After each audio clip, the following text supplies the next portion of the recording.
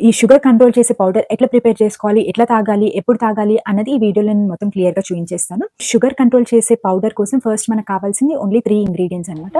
First వచ్చేసి వాము and second నల్ల జీలకర్ర. నల్ల జీలకర్ర చేదుగా ఉంటుంది కానీ దీని వల్లే తగ్గుతుంది.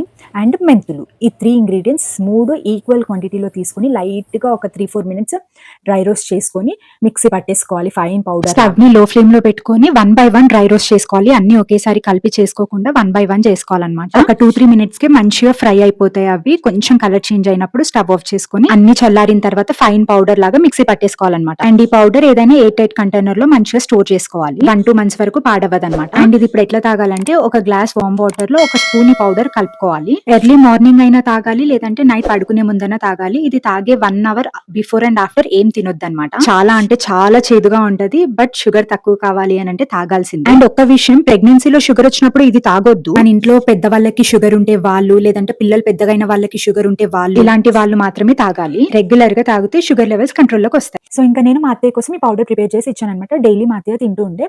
ఒక 3-4 మంత్స్‌కి కొంచెం తగ్గుతూ వస్తుందనమాట. మంచిగానే ఉంది ఇప్పుడు. ఎక్కువ షుగర్ అయితే ఇంక్రీజ్ అవ్వట్లేదు. తగ్గుతూనే వస్తుందనమాట.